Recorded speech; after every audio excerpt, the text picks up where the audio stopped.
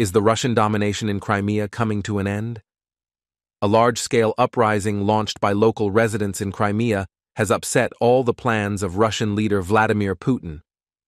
The administrative center established by Putin's order in Crimea, which has been under Russian annexation since 2014, was set on fire.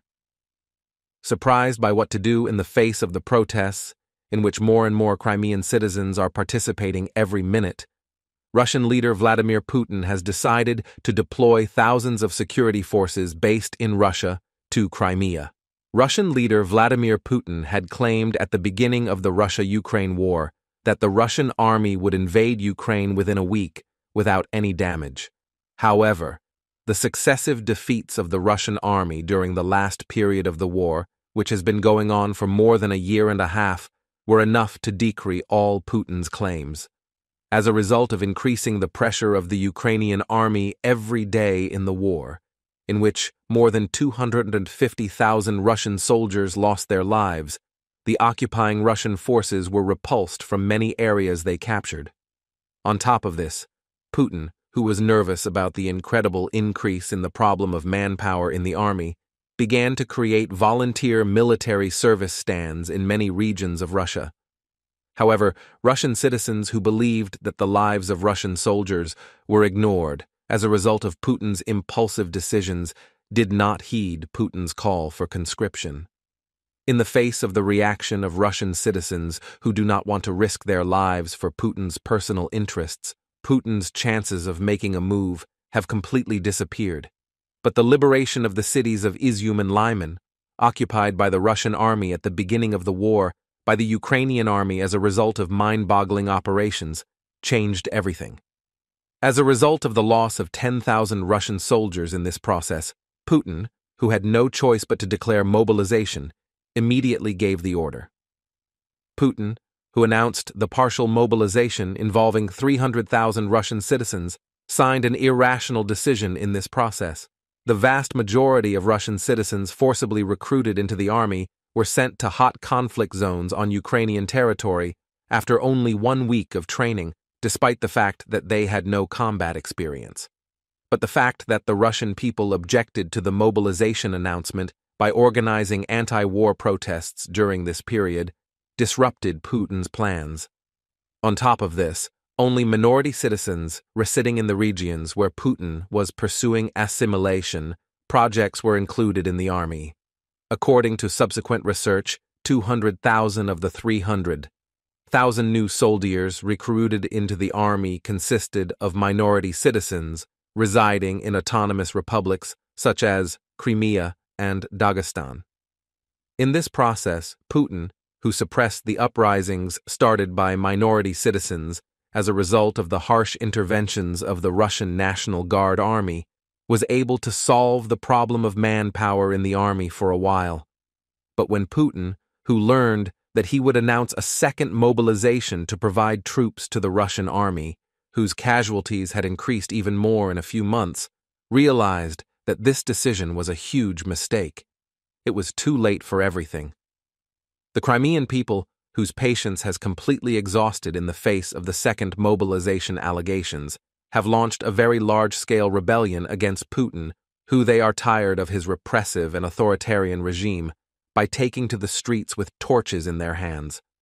The second mobilization decision was the last straw for the Crimean people, who are already very uncomfortable with Putin's assimilation projects.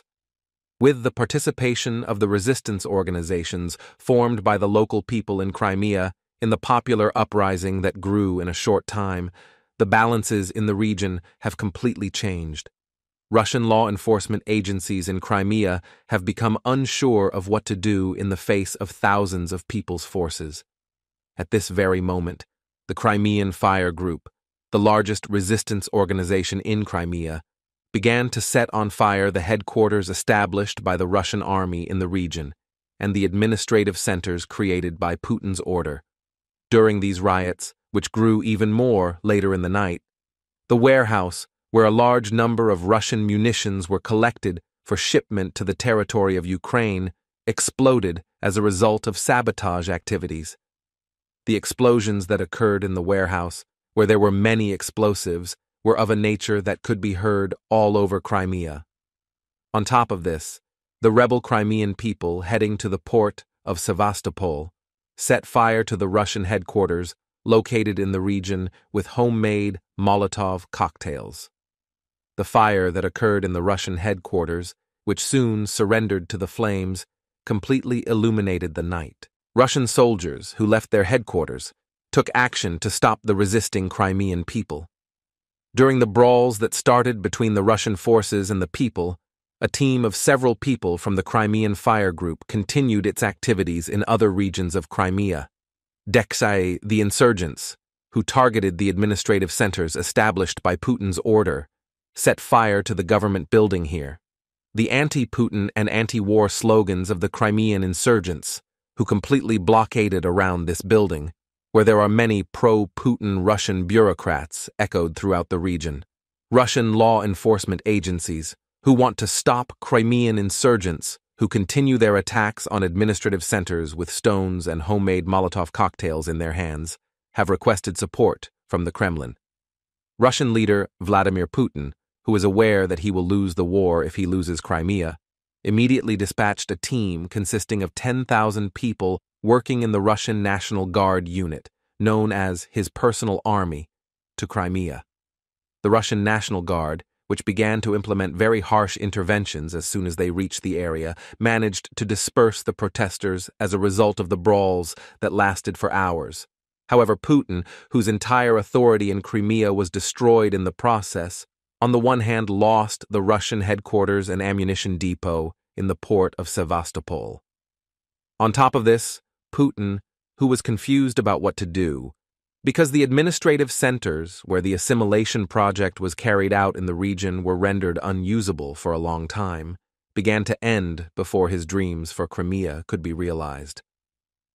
Putin, who decided to keep the 10,000 National Guardsmen sent to the region to suppress the protests in Crimea, recently ordered the dispatch of new law enforcement agencies to Crimea.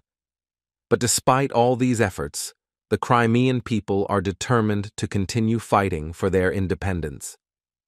The issue of Crimea's independence, which Ukrainian President Volodymyr Zelensky has designated as an irrevocable item for peace negotiations since the beginning of the war, has come up again after the latest developments.